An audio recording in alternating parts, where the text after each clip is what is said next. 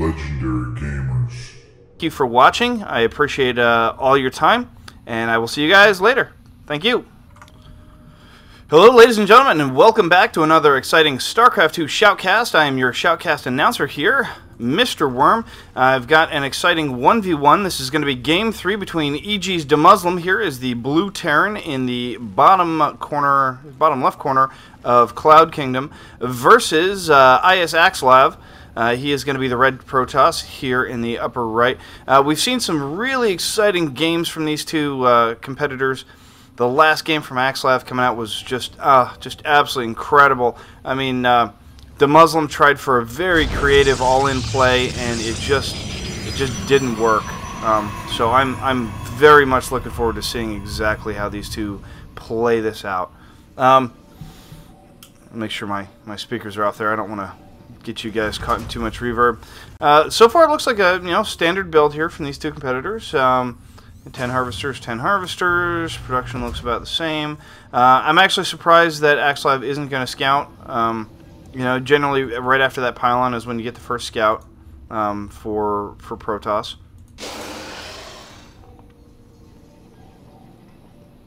It looks like he really wants to work on his economy this game. I can't really blame him for that. After the economic games that they have been playing back and forth with each other, PiSaxslav seems to be a very economic-based player. He's really greedy. He's really, always waits till the last second and builds the minimum amount of army and maximizes his efficiency and his economy. And it seems to be where he's really good at.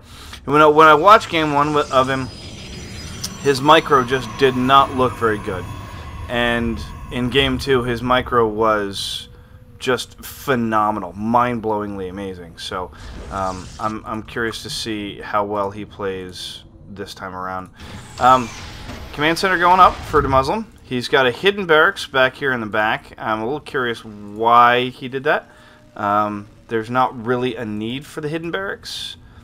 It looks like he's probably going to build another one back here. And I guess these are just kind of head games. And look at that timing. He waited for that probe to go by to drop the command center just to scare PiSaxslav a little bit. And PiSaxslav, oh, did he see it? Did he see it? Did he see it? Did he see it? Oh, he did not. He did not see that barracks. So right now, he has no idea. And look, 2 gateways. Sorry, dropping an additional gate immediately. Oh, and he was going to go for that cyber core. I wonder if that was a misclick or if he just decided not to build it. I don't know. There the cyber core goes down instead. A little curious about that. I think he wanted those 2 probes first. So he wanted the other probe before the cyber core, and that gave him just enough money for the zealot. So he's expecting some kind of all-in play right now. So he's not going full economy anymore. Now he's anticipating that there's going to be an attack incoming. So he's trying to prepare for what he suspects is going to be that attack somewhere around the 5.5, 6 minute mark, because he did not see that barracks. So he's probably expecting proxy barracks or something. He's got this one probe right here, and he's got the zealot going out for the other tower. But, I mean, he never knows. It could be back in here. It could be back in here, trying to float up on this ground. So he's still going with army, but he's still got quite the lead in harvesters. But look at that. He's not producing any more probes. And then again, there's no more SCVs coming out either. And look at that. Going up for the 3rd command center really quick. deMusliM going full economy here. That's exactly how he should play it. He tried to make it. He's basically just faking PiSaxslav out here. PiSaxslav thinks there's some major push coming, and as time ticks on, PiSaxslav's gonna go. Hey, look, I don't see a push here. I'm gonna get back in my production mode, and that's exactly what he's doing. He's getting back in his production mode, and it looks like deMusliM's getting back in his production mode as well. We got STEM, a couple of sentries coming down, robotics facility. Double reactor. So there's going to be a lot of Marines coming out of here. Once he gets up, and obviously that there's probably going to be a tech lab coming down on this factory, and I expect some kind of a swap, you know, because he's going to want a starport. He's obviously, you know, MMM build, Marine, Marauder, Medevac, and you can tell by the Marauders that are coming out and the factory going down, obviously. So he's going to do a full wall in here. He really doesn't even need it, and there's that probe sitting there just trying to catch sight of when that command center is going to float off. And here that SCV is going to come down and actually spot that probe. So clever, so clever. And so now I wouldn't doubt it if I saw a Marine or something come over. And there's the observer, so he knows, he's going to know the third is out. So I'm really curious to see how PiSAxslav responds to this. Double Forge is coming up, so he's going to go heavy upgrades. I really like that play from him. And it does look like level 1 is coming down. There goes the starport for EGDeMusliM. So both players looking really good, and it is going to be Colossus. Colossus, very nice play against what EGDeMusliM is doing here. However, if he gets enough medevacs and he starts dropping in the back or dropping over here, this is I really hate this little safety zone, because they can drop right here all day long. And you can see that PiSAxslav's actually putting his guys in the back, you know, just kind of preparing for it, expecting that those drops are going to be coming any second. And that's a really nice spot for an observer. What does he see with that? Okay, so he's just on the border of all the vision. And you cannot look at that. That is what, hold on here. Let me get to EGDeMuslim's camera. That's EGDeMuslim's camera. You can't even see that. You would have to be so pro to notice that. Oh, he definitely saw it that time. Yep. PiSAxslav got a little greedy with it.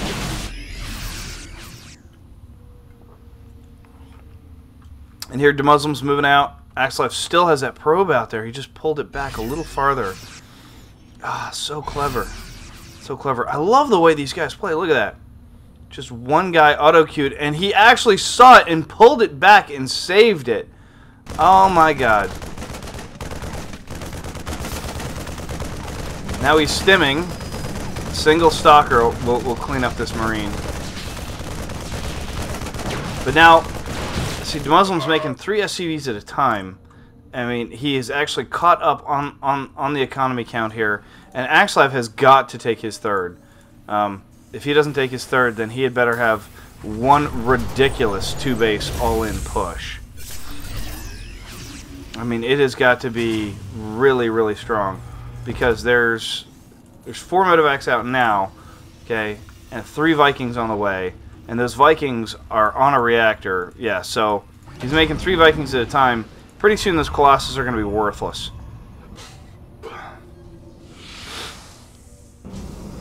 So he's got to decide the exact right way he wants to play this. I mean, EGDeMusliM has got a pretty good little force, and it looks as if PiSAxslav is going to have a significant upgrade advantage. Look at that stalker getting out. Oh, does he get out? Does he get out?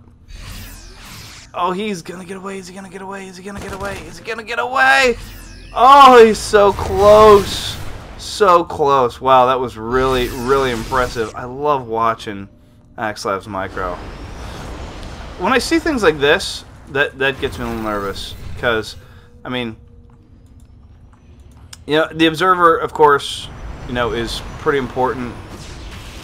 Oh, if he attacks into that, he is just going to get crushed. EGDeMusliM wisely pulling back there. I mean, there was entirely too much. Trying to go up that ramp would have been just absolute slaughter. And PiSAxslav probably knows it and is like, well, you can't attack me because you don't have enough, but I can probably come and attack you. However, these 2 balls are going to meet up here, and then it's going to be a totally different story. And PiSAxslav was doing some light harass down here around the bottom. Dropping a scan just to see if where that army's coming at. Okay, warping in down here. Okay, getting some more zealots. And he decides to pick up and pull back. You know, I think he could have done a pretty good job holding a concave on this ramp. However, he decided just to give it up. Cancel and pull back. Just cut his losses. You know, he got a little bit of money out of it, you know, ahead of time. It's not the end of the world. However, now PiSAxslav's got his third going down, so now PiSAxslav has to, you know, kind of forcibly retreat to protect his third, especially with all these Vikings coming out here. The more once TEGDeMusliM gets up to a certain Viking count, these Colossus are going to be worthless, and he's going to need to switch into some kind of different tech. He needs to stop building these Colossus. He needs to start building some Archons to try and help even out the damage, because at this current ratio, yeah, if he makes a push up that ramp, he's going to get stomped. I would have to say almost certainly that TEGDeMusliM has the army advantage here, and it looks like he's going to try and swing around to the side. I just don't know if I like this play. That's all. You know, I just don't know if this is what I would do.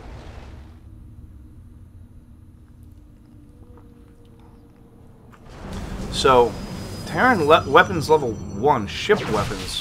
Why is he getting ship weapons? Oh, for the Vikings. Okay. Oh, is he gonna get it? Oh, he is gonna force that third to cancel and then force the engage. Okay, where are the force fields? And you just see, oh, those are really, really bad force fields again by PiSAxslav, and he is getting concave very badly here. He is gonna lose this. I don't know why TEGDeMuslim's not pushing up, push forward, push forward. I mean, he's got this.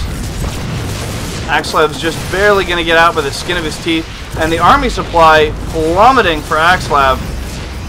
Look at that, 4,700 into 1,725. So PiSAxslav just lost a ridiculous amount of army in that engagement. And TEGDeMusliM should just, I mean, literally be able to push and roll right the hell over him. Because that Colossus, worthless. Absolutely worthless. The moment he saw... See, there's the Templar Archives, but the Templar Archives is just simply too late at this point. I mean, that's just So he's going to lose the third. No doubt about that. And if he holds a decent position, he might be able to throw some force fields in here and cut off the reinforcements. And see those Vikings coming in from the top, and there's no way. Oh, I like the sentries, or sorry, the stalkers on the top. Oh, that's actually really good on his half. But it's just not going to be enough. This is going to be GG for PiSAxslav here. Wonderfully played game from him and TEGDeMusliM. He got himself trapped against the little crook here, and he couldn't go this way, because if he had gone this way, he obviously would have been retreating back into the main of TEGDeMusliM, and that probably would have been a bad idea. But he thought that his best option was to make an engagement on the ramp. The force fields actually hurt him quite badly. When he threw those force fields down, he actually prevented a lot of his zealots from getting into the mix and getting the attacking done that they needed. Anyway, ladies and gentlemen, thank